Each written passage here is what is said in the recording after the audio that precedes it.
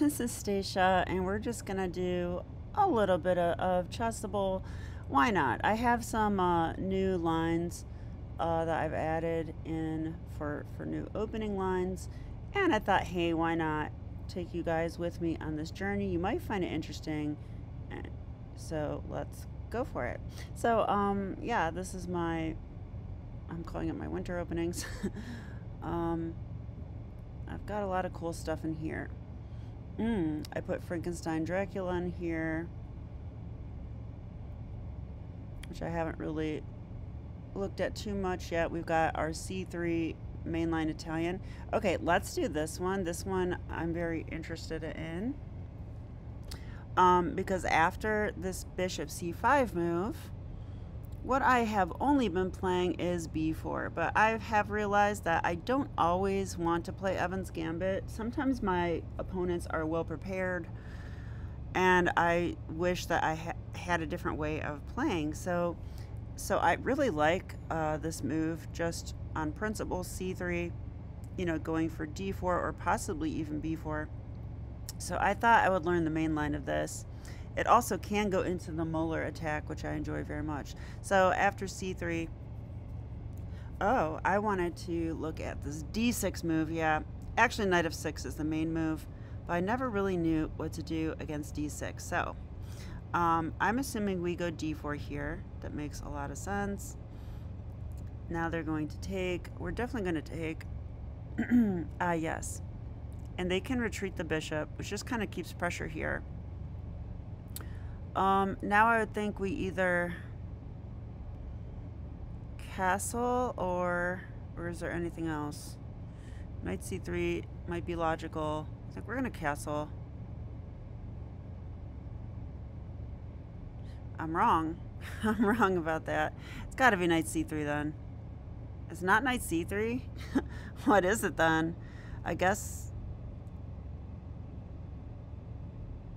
What could it be? I'd be very surprised if it's d5. That doesn't make that much sense to me. Well, we're going to need a hint because I don't remember. Oh, I remember this now. Yeah, this move is actually very interesting.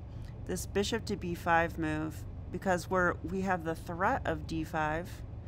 And when the bishop is on b6 like this, it's actually makes this move better because there's no b5 chasing away the bishop, at least not immediately.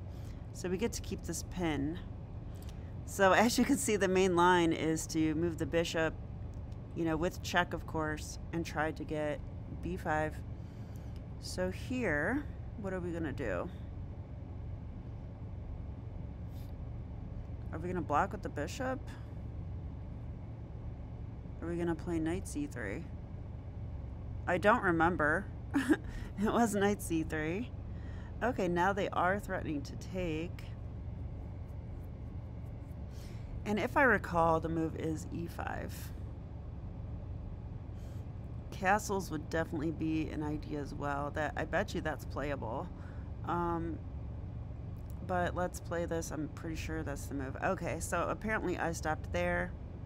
But I'm glad I'm reviewing this line because I didn't remember it. Okay, and then I usually have notes in here.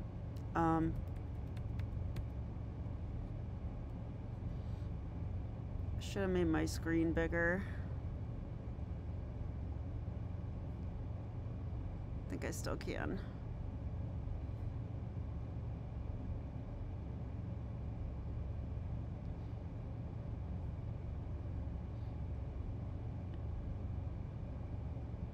Maybe I can make the words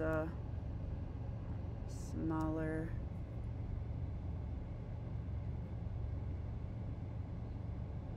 Okay, can you guys see that okay? I think so. Okay, so I was saying b5, bishop b3 is probably good. Okay, e5, castles is also very good, but this line is pretty interesting and a little tricky. Ah, okay. I like tricky.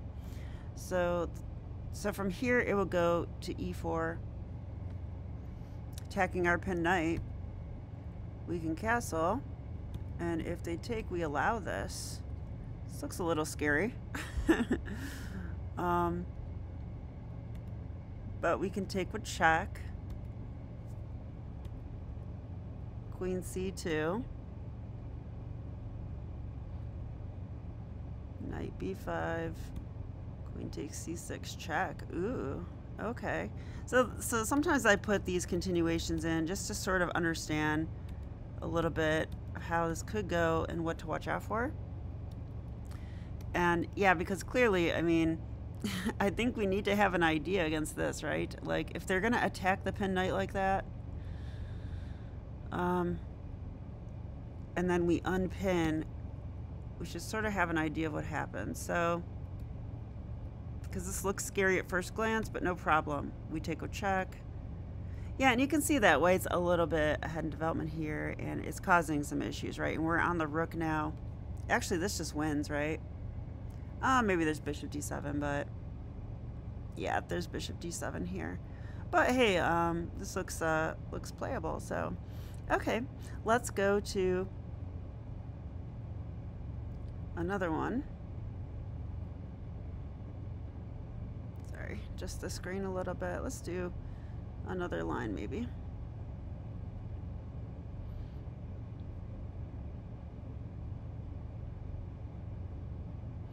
Okay, this is one that I really think is important. It's one of the decline lines of the Mora that is pretty tough, actually. And looks like I haven't learned it yet, although I entered it. Yeah, it's this move, this e5 move. So they're not taking on c3. If they take on c3 and then play e5, I actually like those positions for white quite a bit. But if they do this one, it's not so easy. Now I would play knight f3 here because it just looks very principled. Let's attack the center and get our piece out. Yeah, and they can go knight c6. And then I blinked, I didn't see our move. It's probably to take though. No, it's not. Okay, what is our... Oh, probably bishop c4. Yeah, let's get our bishop on a good square. Oh, and look, we have a... Ooh, this is why I put this in, because we can go for knight g5 here. That's going to attack f7. I assume they have to go d5. They do. We take. This is a lot like a two knights. And on knight a5, we can play bishop e5 check.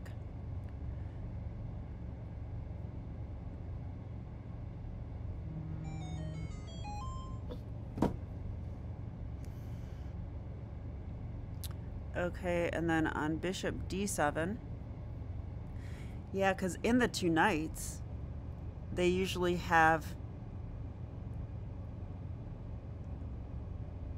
the move c6, right? Something like that. Yeah, they usually this pawn's not here, it's here. And they would play c6. And then we like move our bishop away. So this is different. This reminds me of a different line of the two knights, but yeah, so we go queen e2 protecting that bishop. Very interesting move. And we're saying if they take, we take with check. And that looks quite annoying. They probably have to go here. Okay, and that's all I got to, but that's fine. Sometimes I just want to learn something. It's not like I need to learn the whole thing, but I want to increase my knowledge, right? And have like a way to play that I know is sound. And I'm sure I research these moves and I try to play the most active moves I can find in most cases. Yeah, I mean, they're attacking our pawn here. This is what's so annoying about this.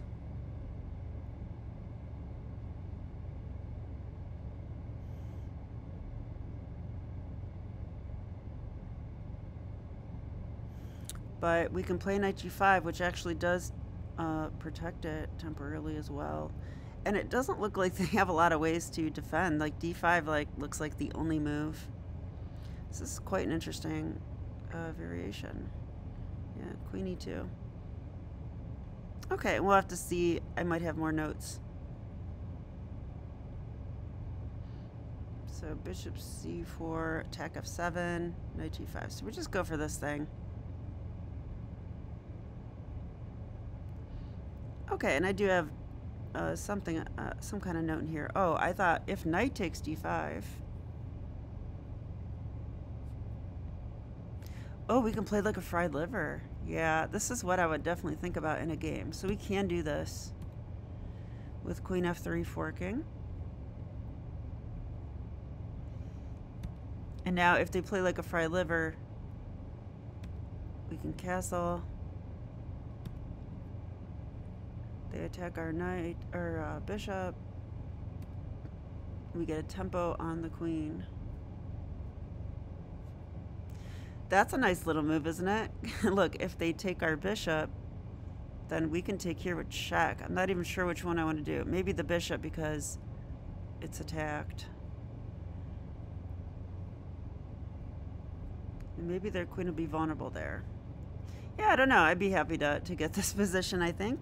And then in the other line, oh, it actually leads to a piece sacrifice. Okay, that sounds like me. Check, queen e2, and bishop d6. Oh, black plays the piece sacrifice. Yeah, bishop d6. So, interesting, right? So they're going to let us go b4. h6, attack the knight. Yeah, this does remind me of a two knights then, because black gets like a crazy initiative. It's true, and they're going to stack a piece to get it. So after castle, so their knight's attacked, but they counterattacked. And then castle, now we can take that piece. And d3, disruption move, it looks like. Yeah, that's a disruption move. Comes with tempo on our queen. Shouldn't even take it. I'd have to study this further to fully understand it. Oh, well, we can't take it because our bishop's hanging unless we take with the bishop, but then I wonder if e4 is the problem. So, okay, but this is just an example of what will be coming next. So we might get a position like this. Black has full compensation for the piece. Pretty interesting. I mean, I don't mind being a piece up, though. I kind of like that, even though I don't like defending. I think I could live with this. Could live with this. Ooh, and I've got some Queen's Gambit accepted prep. So we'll do that one next and then be done.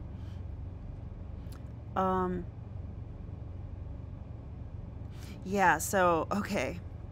So I don't know if you guys know this line, but maybe I'll show you how we get here real quick. Hopefully you can see this.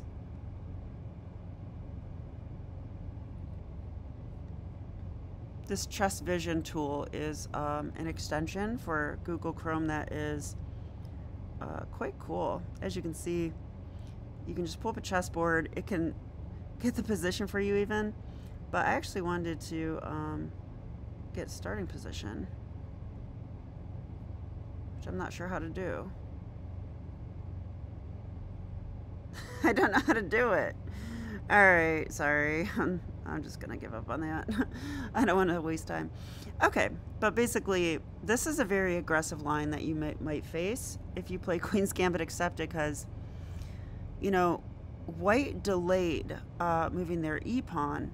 So during a game, which I had, you know, in the past week, it's not clear if they're going to go with the more solid e3 or if they're going to go aggressive with e4, building the snowplow. So I call that the snowplow because the pawns can move and attack your knights, and sometimes get rolling with a huge initiative. So so I do play b5 here. And the idea is to possibly go b4.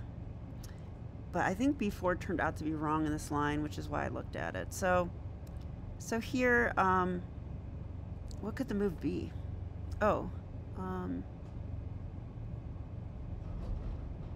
it's white's turn. Okay, so we are going to go knight d5. That makes sense. Because if they take, they help our queen. Wow, I wrote a lot of stuff here. White's move a4. I said we should study a few middle game ideas here, understand them. So a4 move looks to undermine our pawn chain before we're ready. The b pawn is under attack, so we must react. b4 is a mistake. Computer gives us 3 different moves that result in playable positions. Knight takes c3, intending queen d5. So this is the one we're going to play, it looks like. Intending queen d5 is the main line. Oh, but this is, I'm actually preparing against someone specific, because I have a feeling I'm going to see this again at Parma. So, and this is very tough to face. Like, I feel like I just got a position. I did not like that game. So we can play knight takes c3, queen d5. There's other moves too. b4 is a mistake because of this. Yeah, see what happens? White actually attacks and wins back the c pawn with tempo on the queen. This is why this is not desirable. Oh wow, and they can even play e6. Wow, that goes very wrong. Okay, all right. So we're gonna instead of that's why you kind of have to capture the knight first, then play queen d5. Oh, and there's a game. Yeah, I looked at that game. I'll probably have to review it again. And I also said this might be a good choice, but white can play e6 here to challenge us. Disruption move.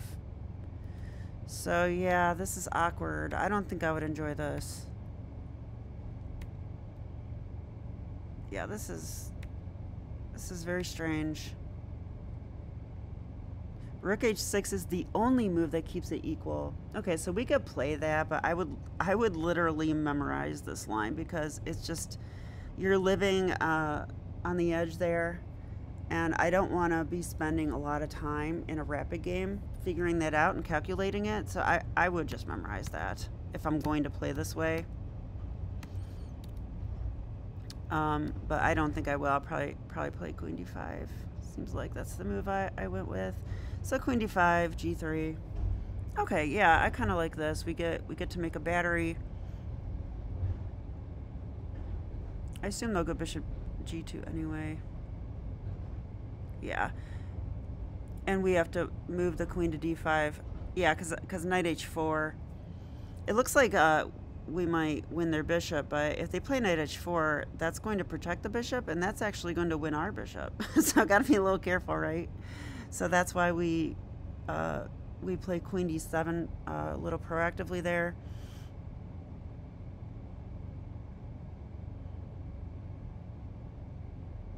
That's going to stop that e6 move too, which is looks like that's sometimes pretty annoying.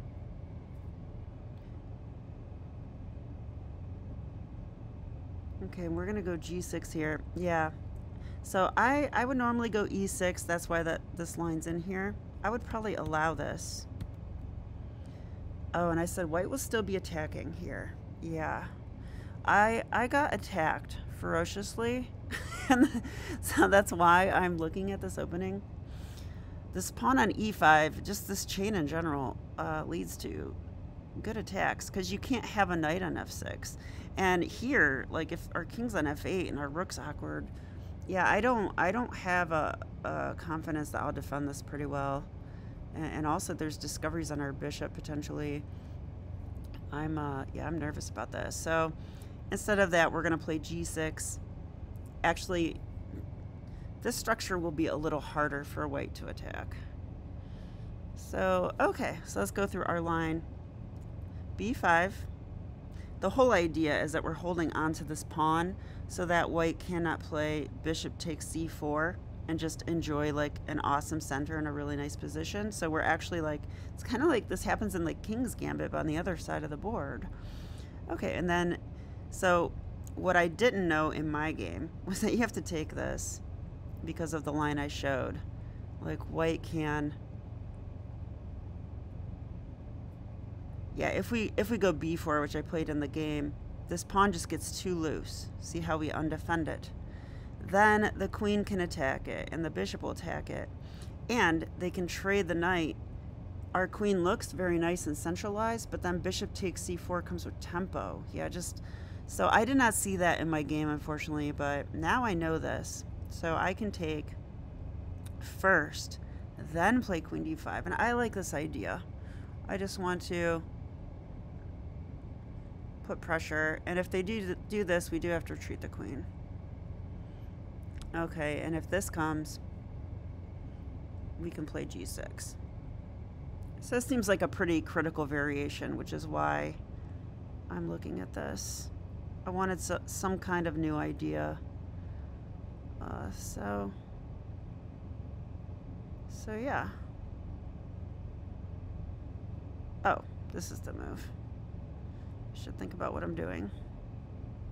Okay, here g6, because e6 leads to king takes f8, so we don't want to do that. So yeah, and this one is, we're going to play here. This actually does pin the knight, and then when the bishop's on g2, it's still pinned, sort of, but that knight h4 move could be a thing. Okay, so I think that was a good little session. Got to review some very important lines. I hope that you guys enjoyed doing this with me. You know, I just want to give you more content when I can. So this is Stacia, and I'll be back with more chess. Okay, bye.